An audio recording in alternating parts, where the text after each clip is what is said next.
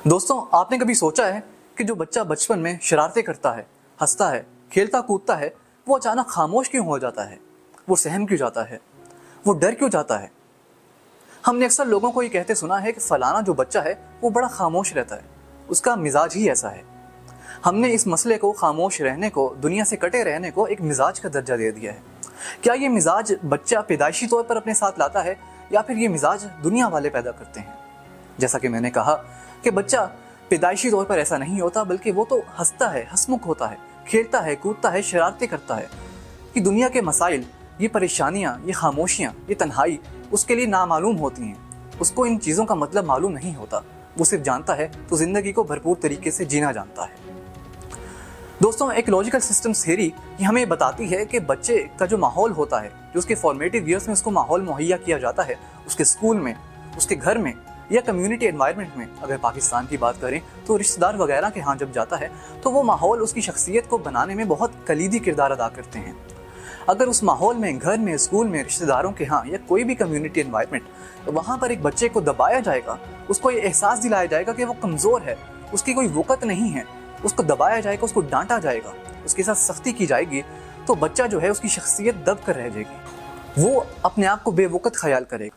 ठीक है, हमें समझ में आता है कि स्कूल में जब वो होता है या रिश्तेदारों के यहाँ होता है या कोई भी ऐसा माहौल जब वो घर से बाहर होता है तो वहाँ पर उसकी सेल्फ इस्टीम को निशाना बनाने की खातिर उसको तज़हीक का निशाना बनाया जा सकता है। लेकिन जब बात आती है वालिदैन की और असातिज़ा की, तो उनका क्या कसूर? वो तो बच्चों की तरबियत करते हैं, उनके साथ डांट डपट और सख्ती इसलिए इख्तियार करते हैं ताकि बच्चों की बेहतरी हो, उनका मुस्तकबिल बेहतर बन सके। तो वो तो सेल्फ इस्टीम को निशाना नहीं बनाते, तो फिर उनकी सख्ती से, उनके रवैये से बच्चों की सेल्फ इस्टीम क्यों मुतासिर होती है और बच्चे अंडर कॉन्फिडेंट क्यों बन जाते हैं? दोस्तों, हमारा दिमाग ही कुछ ऐसे इवॉल्व हुआ है कि हम ना चाहते हुए भी गलत असरात को कबूल कर लेते हैं।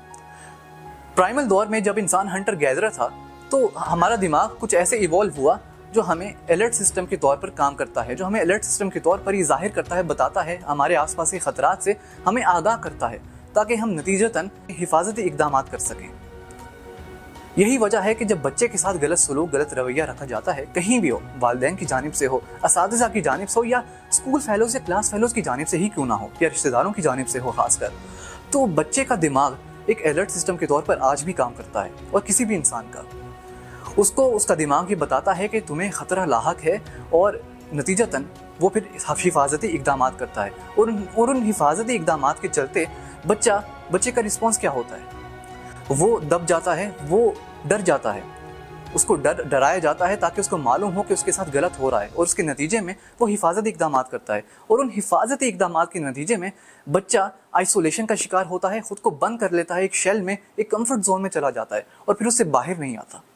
इस तरह वो सर्वाइव तो कर जाता है लेकिन वो थ्राइव नहीं कर पाता। अगर बच्चे को थ्राइव करना है, अगर एक इंसान को आगे बढ़ना है, तो दब जाना, कम्फर्ट जोन में चले जाना काफ़ी नहीं है, उसको दुनिया का सामना करना होगा। यही एक तरीका है अपने कॉन्फिडेंस को दोबारा हासिल करने का। लेकिन पहले हमें यह समझने की ज़रूरत है कि बच्चा जो है वो दब जाता है तो उससे वापस कैसे निकल दे, और उससे पहले, और उस कॉन्फिडेंस को दोबारा हासिल करने से पहले उसके साथ क्या क्या सूरत हाल उसको दरपेश होती है। दोस्तों, जब उसको दबाया जाता है, उसको ये एहसास दिलाया जाता है कि he is not good enough, वो काफ़ी नहीं है, वो मुआशरे में रहने के काबिल नहीं है, तो इसके नतीजे में एक नेगेटिव साइकिल क्रिएट होता है। और उस नेगेटिव साइकिल के चलते उसको बार बार ये एहसास दिलाया जाता है मुआशरे की जानिब से, उसको सेल्फ एश्योर किया जाता है कि वो काफ़ी नहीं है, उसकी कोई वक़्त नहीं है। जब उसको बचपन में ही एहसास दिलाया गया, घर में, स्कूल में, कि वो काफ़ी नहीं है, वो अच्छा नहीं है, वो किसी काबिल नहीं है, तो उसका एतमाद ख़त्म हो जाता है। और उसके नतीजे में वो जब भी दुनिया में बाहर निकलता है तो उसको उसकी कमज़ोरी को एहसास करते हुए, उसकी कमज़ोरी को भांपते हुए दुनिया मज़ीद उसको निशाना और तज़हीक का निशाना बनाती है और उसको एहसास दिलाती है तुम काफ़ी नहीं हो, तुम दुनिया में चलने के काबिल नहीं हो। तो इस तरह वो जो बच्चा है उसमें जो एहसास होता है कमज़ोरी का, बेवक़्त होने का, वो मज़ीद पुख्ता तर होता चला जाता है। और उसके नतीजे में उसको ये एहसास होता है कि उसके जो आइसोलेशन का डिसीजन है, उसका जो अकेले रहने का फ़ैसला है, वो बिल्कुल दुरुस्त है, और इस तरह वो आइसोलेशन में चला जाता है। दोस्तों, पीयर रिजेक्शन स्टडीज़ रूबिन और एसेंट की जानिब से की गई, जिसके मुताबिक जब एक बच्चा सोसाइटी में जाता है और रिजेक्शन का उसको सामना होता है तो वो एक नेगेटिव साइकिल में फंस जाता है, क्योंकि उसको एतमाद की कमी होती है, जिसकी वजह से वो एकेडमिक्स में, स्पोर्ट्स में या दुनिया के किसी भी मामलात में, अपनी ज़िंदगी के किसी भी मामले में या एक्टिविटीज़ में शरीक नहीं हो पाता और अच्छे से परफॉर्म नहीं कर पाता, जिसके नतीजे में उसको ये दुनिया की जानिब से सुनने को मिलता है कि वो काफ़ी नहीं है, वो अच्छा नहीं है और वो किसी काबिल नहीं है। और ये चीज़ उसके एहसास में मज़ीद इजाफा करती है कि वो वाकई में बेवकत है, उसकी कोई कदर नहीं है, उसकी कोई वैल्यू नहीं है। इसके अलावा उसको तज़हीक का निशाना बनाए जाने का जो ख़तरनाक नतीजा होता है वो ये होता है कि उसके प्रीफ्रंटल कॉर्टेक्स और एमिगडाला की जो कनेक्टिविटी है वो मुतासिर होती है। ये प्रीफ्रंटल कॉर्टेक्स और एमिगडाला हमारे दिमाग के दो अहम हिस्से हैं जो हमारे डिसीजंस को रैशनलाइज करने में अहम किरदार अदा करते हैं। और अगर इनकी कनेक्टिविटी मुतासिर हो जाए तो हम जज्बातियत इख्तियार करते हैं और समझदारी को इख्तियार नहीं कर पाते। हमने अक्सर सुना है लोगों को कहते हुए कि हमें ठंडे दिमाग से सोचना चाहिए। हम ठंडे दिमाग से तभी सोच सकते हैं जब हमारे दिमाग के दो हिस्से, इनके आपस का ताल्लुक बेहतर हो। लेकिन जिन लोगों को तज़हीक का निशाना बनाया जाता है, जिन लोगों को डिग्रेड किया जाता है, जिन बच्चों के साथ गलत सलूक किया जाता है, वो खुद एतमादी उनकी ख़त्म हो जाती है और उनको यकीन हो जाता है कि वो बेहतरीन फ़ैसले नहीं कर पाएंगे, वो दिमाग का बेहतरीन इस्तेमाल नहीं कर पाएंगे। हम ये देखते हैं कि किसी भी किस्म की सिचुएशन हो, कॉन्फिडेंट लोग और अंडर कॉन्फिडेंट लोगों की अप्रोच उस सिचुएशन की जानिब मुख्तलिफ होगी। जो लोग कॉन्फिडेंट होंगे वो लोग एक सिचुएशन को, चाहे वो कॉन्फ्लिक्ट की हो या किसी भी किस्म की सिचुएशन हो, उसको सही तरीके से ऑब्जर्व कर पाएंगे, एनालाइज कर पाएंगे, उसके मुताबिक ऐसा इकदाम उठा पाएंगे और समझदारी के साथ फैसला साजी करेंगे। लेकिन जहाँ पर जो लोग अंडर कॉन्फिडेंट होंगे वो लोग जज्बातियत इख्तियार करेंगे और वो लोग दिमाग का बेहतरीन इस्तेमाल नहीं कर पाएंगे। ऐसा क्यों है? ऐसा इसलिए है क्योंकि उनको एहसास दिलाया गया है कि वो कमतर हैं, उनको वो एहसास कमतरी का शिकार हैं, उनको अपने आप पर यकीन ही नहीं है। यही वजह है कि वो बेहतरीन फैसले ले ही नहीं पाएंगे, क्योंकि उनको अपने आप पर यकीन नहीं है। वो ये नहीं समझते कि वो बेहतरीन फैसला कर पाएंगे। यही वजह है कि वो दिमाग का बेहतरीन इस्तेमाल नहीं कर सकते, बल्कि ऐन मुमकिन है कि कोई भी कॉन्फ्लिक्ट की सिचुएशन हो वो उसमें अपने आप को साबित करने की कोशिश करेंगे और मज़ीद लड़ाई का शिकार होंगे। वो मज़ीद लड़ाई झगड़ा करेंगे ताकि अपने आप को एश्योर कर पाएंगे वो किसी काबिल हैं। ऐसे लोग आपको चिड़चिड़े देखेंगे, आपको नजर आएगा कि वो गुस्सीले हैं, जज्बाती हैं। इसकी क्या वजह है? इसकी वजह यह है कि उनको अपने आप पर यकीन ही नहीं है। जब उनको अपने आप पर यकीन नहीं है तो वो दिमाग का बेहतरीन इस्तेमाल कैसे कर पाएंगे? वो कैसे समझ पाएंगे कि हम बेहतरीन फैसला कर सकते हैं? बेंडूरा की सेल्फ एफिकेसी थ्योरी इसी बात को साबित करती है कि अगर वो शख्स जो कि समझता है कि वो किसी काबिल है और वो कुछ अचीव कर सकता है, उसकी अप्रोच फैसला साजी में, एक्शंस में मुख्तलिफ होगी। जबकि वो शख्स जो कि अपने आप को किसी काबिल नहीं समझता, जो अपने आप को बेहतर नहीं ख्याल करता, कमज़ोर समझता है, जो अपने आप को वैल्यूलेस समझता है, वो बेहतरीन फैसले नहीं ले पाएगा। वो कोई भी एक्शन हो, वो कॉन्फ्लिक्ट हो, वो कोई मुश्किल ही क्यों ना हो, उसमें बेहतरीन फैसला नहीं कर पाएगा। जबकि एक कॉन्फिडेंट शख्स मुश्किल तर हालात में भी बेहतरीन फैसला कर पाएगा, सिर्फ इसलिए क्योंकि उसको अपने आप पर यकीन है, अपने आप पर एतमाद है। दोस्तों, अब ये सवाल पैदा होता है कि जिन बच्चों के साथ ऐसा सलूक होता है वो बड़े होते होते अंडर कॉन्फिडेंट तो बन जाते हैं, वो अपने आप को वैल्यूलेस तो समझते हैं, लेकिन वो जिंदगी किस तरह बसर करते हैं? जैसे कि मैंने बात की कि वो आइसोलेशन का शिकार हो जाते हैं, वो कंफर्ट जोन में बैठ जाते हैं और ये उनके लिए बेहतरीन एनवायरनमेंट होता है जहाँ पर वो दुनिया का सामना नहीं करेंगे, जहाँ पर उनको ये एहसास नहीं दिलाया जाएगा कि वो कमज़ोर हैं, उनकी कोई वक़्त नहीं है। इस तरह उनको वो सुकून में रहेंगे, वो बेहतरीन अंदाज में ज़िंदगी गुजार पाएंगे। लेकिन ज़िंदगी तो उनको भी गुजारनी है।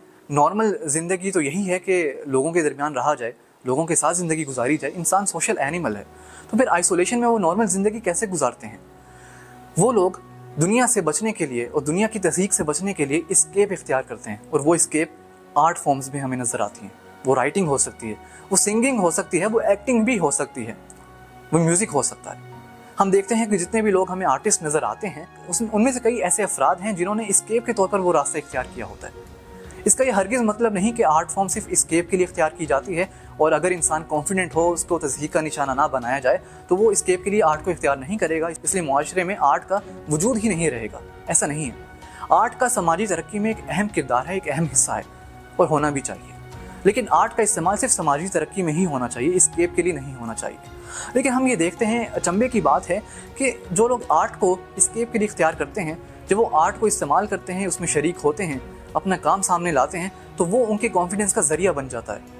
वो कॉन्फिडेंस जो उनको बचपन में हासिल होता है और बचपन में उनसे आहिस्ता आहिस्ता छीन लिया जाता है उनकी तज़हीक के ज़रिए।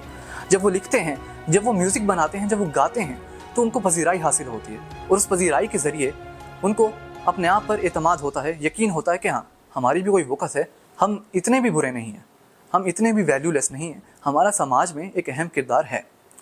अलबत्ता वो आर्ट फॉर्म्स को इख्तियार तो इसलिए करते हैं ताकि उनको सोसाइटी से मिलना ना पड़े और वो अपने आप को कहीं और मसरूफ़ कर लें, लेकिन वही काम उनकी पजीराई का ज़रिया भी बन जाता है। लेकिन ऐसा अक्सर सूरत हाल में देखने को नहीं मिलता। ये बहुत ही चंद मामूली सी केसेस हैं, और ख़ासकर सरमायादाराना निज़ाम के तहत जब आर्ट फॉर्म्स को उजागर किया गया है उनके ज़रिए पैसा कमाने के लिए, तो ये सूरत हाल कुछ ज़्यादा हमें देखने को मिलती है।